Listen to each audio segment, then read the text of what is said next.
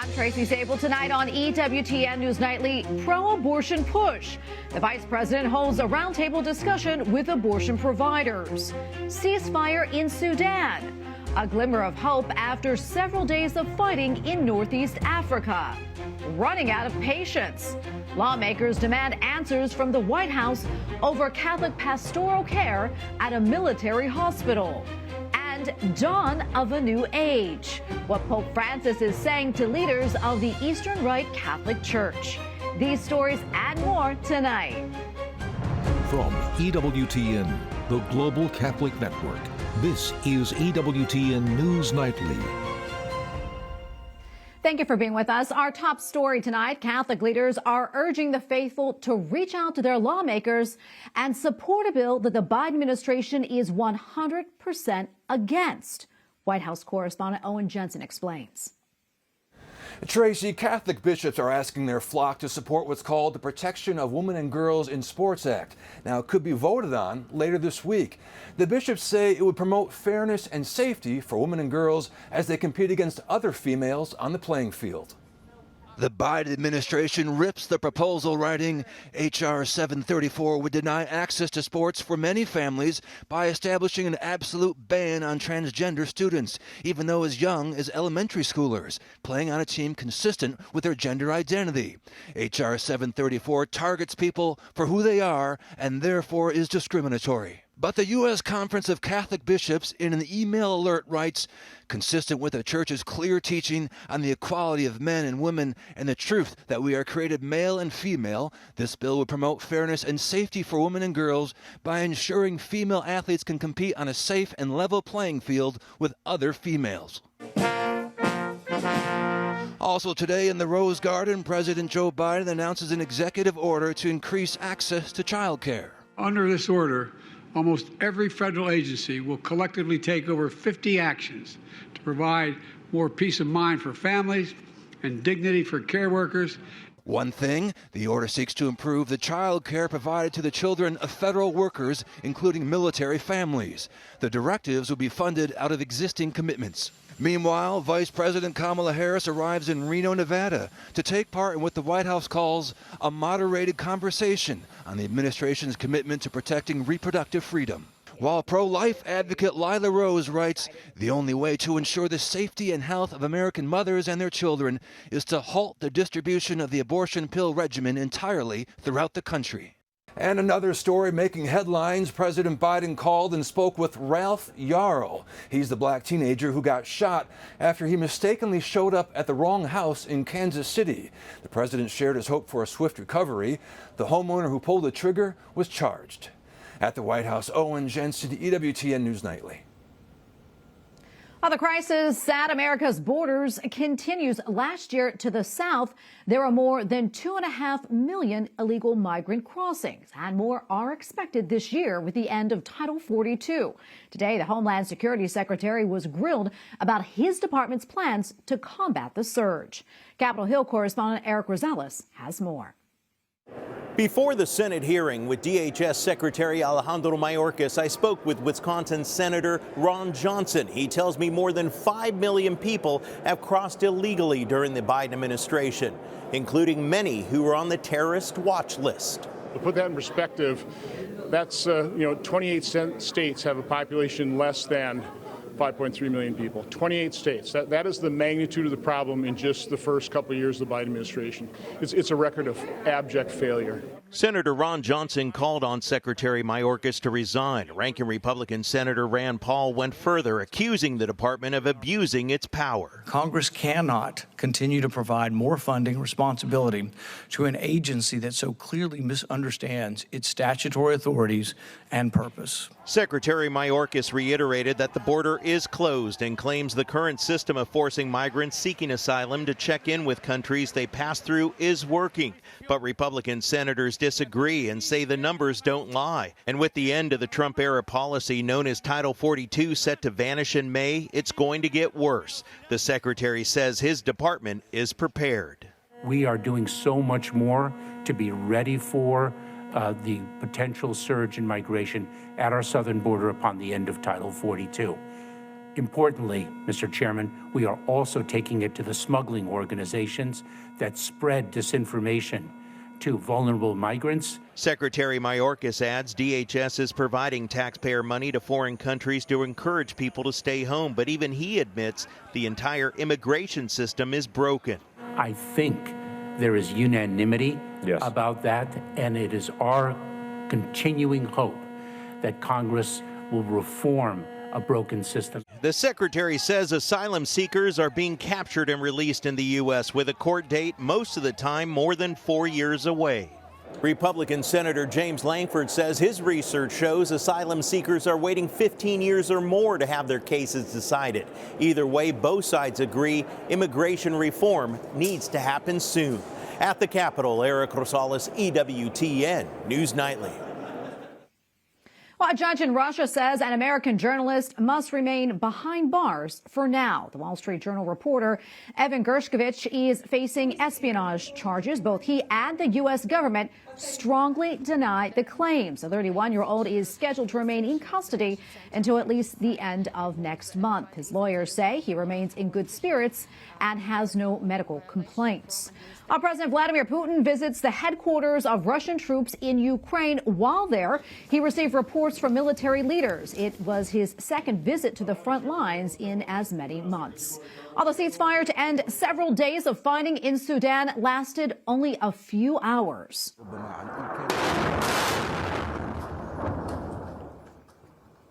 Neither side is taking responsibility for breaking the truce. Now plumes of smoke are covering the sky over the capital city. Millions of residents remain trapped in their homes.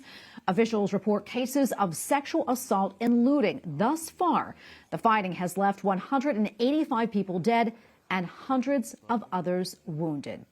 A new report finds more than 5,000 Christians were killed last year in Nigeria. The study, conducted by the International Society for Civil Liberties and Rule of Law, found last year 5,068 Christians were killed in Nigeria and more than 3,000 others were kidnapped. In the first 3 months of this year, more than 1,000 of the faithful have been killed. There we go now to Eric Patterson, president of the Religious Freedom Institute. Eric, thank you so much for joining us tonight. We appreciate it. These numbers are just so shocking and very concerning. What's behind the violence? And is there anything that can be done to stop it?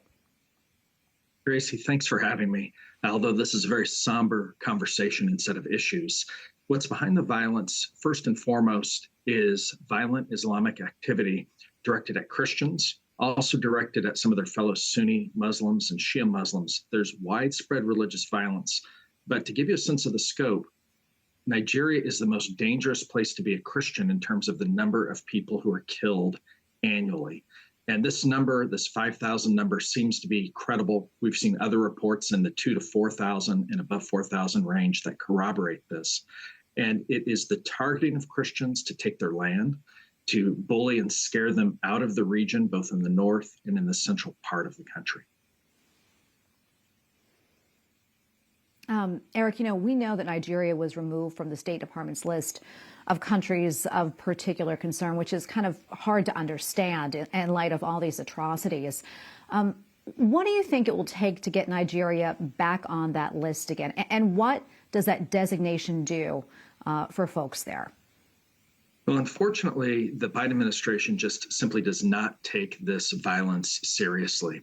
They don't take seriously how large the violence is, and they don't take seriously how much of the violence is directed specifically at Christians. Indeed, the current U.S. ambassador to Nigeria has blamed it all on climate change, despite the fact of Islamist slogans being painted on churches, the beheading of Christians, the beheading of seminarians, and these types of attacks. They don't take it seriously. Now, there's a lot of things that could be done, and one of them is to designate Nigeria as a country of particular concern under our 1998 International Religious Freedom Act. And that would free the Secretary of State to take a set of steps recommending to Congress to impose sanctions and things. The U.S. has not done that, and it seems like we continue to play with a very kind of sort of kid's glove towards Nigeria. We did that with the corrupt recent election. We've done it when it comes to terrorism in the north. and we've done it with the slaughter of Christians in the center of the country. In a sense, by not taking this seriously, we're abetting a destabilizing situation in Nigeria. There's something else I want to talk about. As you know, 2 Catholic Relief Service workers were killed over Easter weekend in Ethiopia. What more can you tell us about this tragedy? And is there any indication that they were targeted for their Catholic faith? You know, this is one where the details are just a bit sparse, but yes, 2 Catholic Relief Services workers were killed. What seems to be going on in this case is that there's a lot of uncertainty in the country because the central government in the capital has been trying to disarm armed militias that are actually part of sort of state National Guard units around the country. And this has erupted in outright violence between the 2 sides. And so it is unclear in most of the reporting that these 2 were targeted. It seems to me that they were in the wrong place at the wrong time. But here's the bigger problem. Why in the world would Christian relief workers, clearly designated, it's clear that they're not government officials, it's clear that they are not there in some sort of armed capacity, why were they murdered? And we've seen an uptick in violence against faith-based humanitarians and Christians, not just there, but really throughout Northern and Eastern Africa. And this is great cause for concern. Absolutely, it is. Eric, thank you so much for speaking with us about all this. We appreciate it. God bless you. Thank you very much. And we have a lot more still to come here on EWTN News Nightly, including attack on pro-lifers. An aggressive pro-abortion group strikes again, this time in Ohio. And what happened when a public school teacher in Virginia tried to use Bible verses in her email signature? We'll tell you coming up.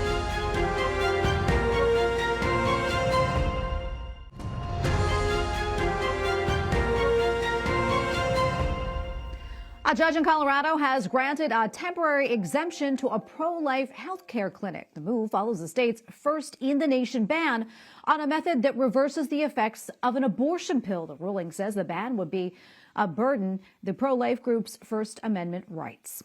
While the pro-abortion group Jane's Revenge has attacked another pro-life pregnancy center, this one in Bowling Green, Ohio. The words "liars, fake clinic, Jane's Revenge, fund abortion, and abort God" were spray painted across the building. Since the overturning of Roe versus Wade, the pro-abortion group is suspected of vandalizing more than 60 pro-life pregnancy centers. Lawmakers are rebuking the Biden administration for abruptly ending a military hospital's contract with Catholic priests. In a letter sent to the Defense Secretary, Representative Chris Smith of New Jersey accused the administration of having a lack of consideration to service members' religious rights and needs. The Biden administration has 14 days to respond. A public school system in Virginia is banning a high school teacher from including Bible verses in her email signature. According to the TV station WJLA, officials in Loudoun County say the verses are not considered private expression. However, the teacher says other educators in Loudoun County have quotes in their email signatures, including ones from socialist leaders and motivational sayings like "have courage" and "be kind." She has since filed a lawsuit. And we go now to Matt Staver, the president and founder of Liberty Counsel, which is representing the teacher. Matt, thank you so much for joining us today. We appreciate it. First off, tell us a little bit more about your client, what happened, and also the Bible verse or verses that she wanted to add to her email signature. Sure. She is a public school teacher, and she has a signature at the end of her email, just like other public school teachers. And a lot of these other teachers are allowed to have their various kinds of memes or cartoons or statements. For example, one teacher has a quote from Cesar Chavez. It says, "Real education should consist of drawing the goodness and the best out of our students." And another one has a quote from Frederick Douglass that says, "It is easier to build strong children than to repair broken men." So those are the kinds of quotes. Many of them are a wide variety.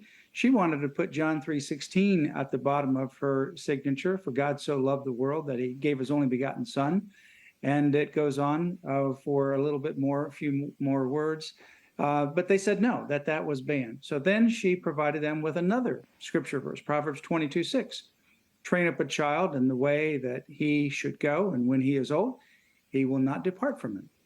They also said no to that. And it's, if you would have that quotation without the scripture reference, no doubt they would allow it. They probably wouldn't even know where it came from. But because it had Proverbs 22:6, that was banned.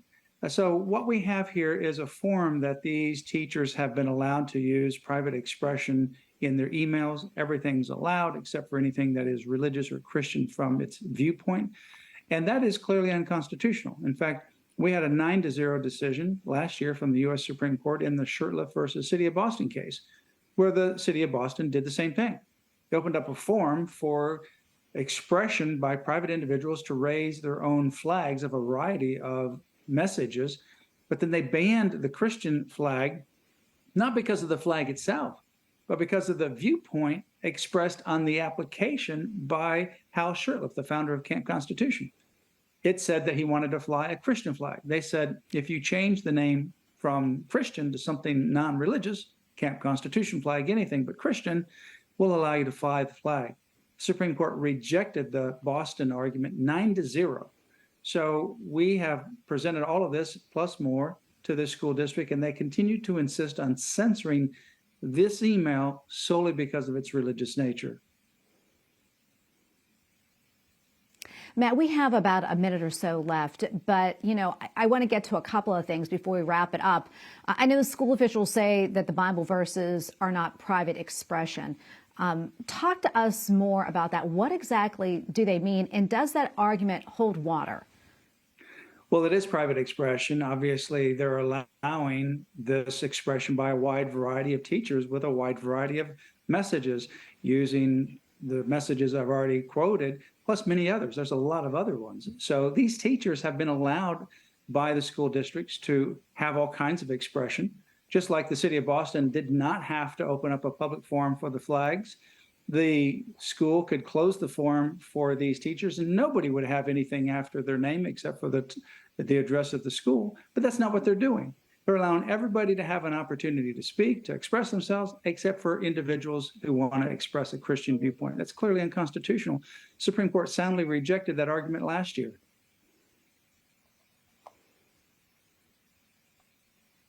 And Matt, where do things stand right now? I mean, I know this is not really the first time that Loudoun County schools have been in the news. We know that. There was also the case of the Christian gym teacher who was suspended back in 2021 for not using a student's so-called pronouns.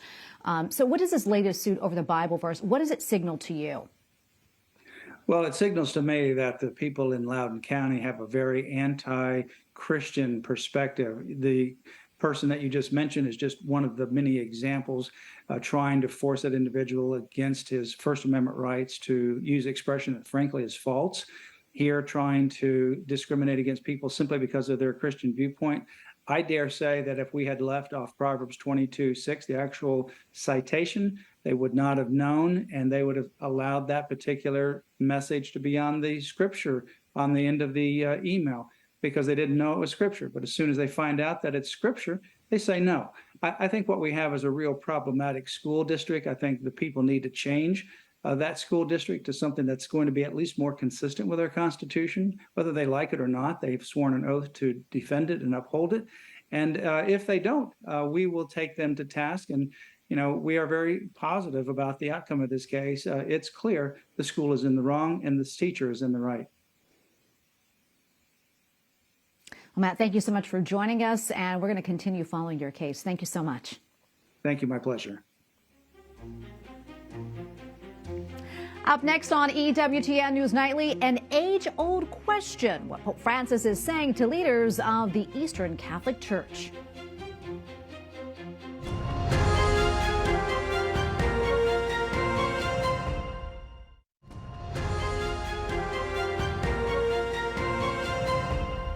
Pope Francis issues a slight alteration to leaders of the Eastern Rite Catholic Church. In a letter released yesterday, the Holy Father introduced an age limit for voting in synods and in the election of major Eastern Rite leaders. Now, retired bishops and patriarchs over the age of 80 will not be able to vote in those meetings.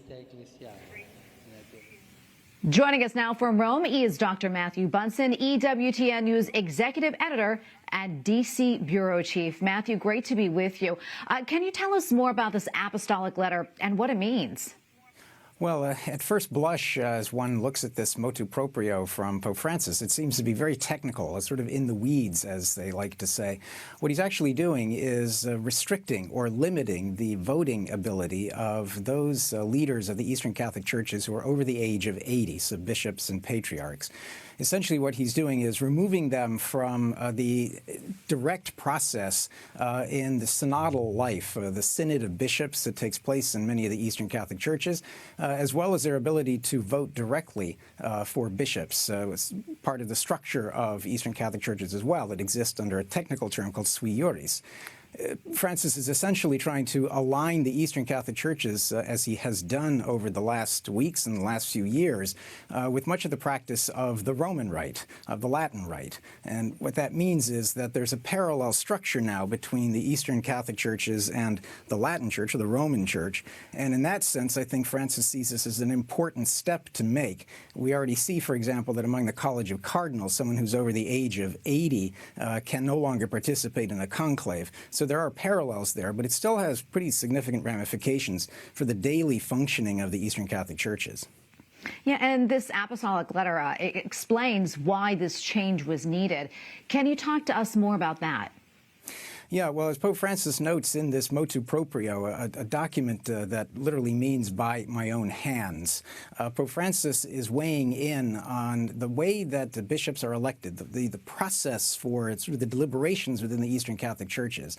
One aspect of that I think he's trying to make, one point he's making, is that he was hearing from the various dicasteries that are involved in the Eastern Catholic churches, in particular the dicastery for the Eastern Catholic churches, as well as the leaders of the Eastern Catholic churches spread around the world, there are 23 of them, that there were concerns about how involved those who are over the age of 80 have been in the deliberations and elections and other activities of the leadership of the Eastern Catholic churches. Again, Pope Francis is trying to standardize the practice for the Eastern Catholic churches, and again, making that parallel with the Latin Church. We saw something similar just a few weeks ago when Pope Francis also made a number of changes to what's called penal law or criminal law within the church, changing several of the canons within what's called the Code of Eastern Canons for the Eastern churches. In that sense, then, what he's doing, again, is trying to synchronize what happens in the West with those that are happening in the Eastern Catholic churches. Pope Francis is practicing here, I think, an important point, as I was saying, of bringing unity in the church through a series of legislative enactments so that there's parallel structures, but also I think what he sees as a sort of equal distribution of authority and rights. And Dr. Bunson, before I let you go, speaking of this motu proprio and the latest ones that have been published recently, what does it tell us about Pope Francis's style of governance? Well, there's a lot to unpack just with this motu proprio, but also how Francis uses motu proprios in his governance. Just in the month of April, we've had 4 separate motu proprios looking at everything from the life of religious women, again, to the code of canon law as it relates to the Eastern churches, and in particular the way that they function in terms of criminal proceedings or penal systems. But this is also a reflection of, in many ways, how Francis himself governs. Each pope has a very different style of governance. John Paul II had one, Pope Francis has one, Pope Benedict certainly had one. In Pope Francis, what we're seeing with the motu proprios is an effort at decentralization, but he's doing so through a series of individual enactments, which is really what a motu proprio allows him to do. We have different types of papal documents. A motu proprio focuses specifically on certain legal aspects or decrees and enactments, in particular relating to things like code of canon law. Francis likes to use motu proprios. He's bringing to himself many of the decisions that he's making and then acting very deliberately through these decrees. He has had over 60 motu proprios in the 10 years that he's been Pope. That's almost double the number that Pope John Paul II issued over his 25 years. And Pope Benedict himself issued barely a dozen in his 8 years. So it tells us something about how Francis likes to govern, but also how quickly he wants to move in solving problems in the life of the Church. Well, Dr. Bunson, thank you so much, as always, for coming on and explaining all this to us. We appreciate it. God bless you. And we thank you for watching tonight. Remember, you can follow us on social media, Facebook, Twitter, and Instagram at EWTN News Nightly. I'm Tracy Sabol. Good night, and God bless.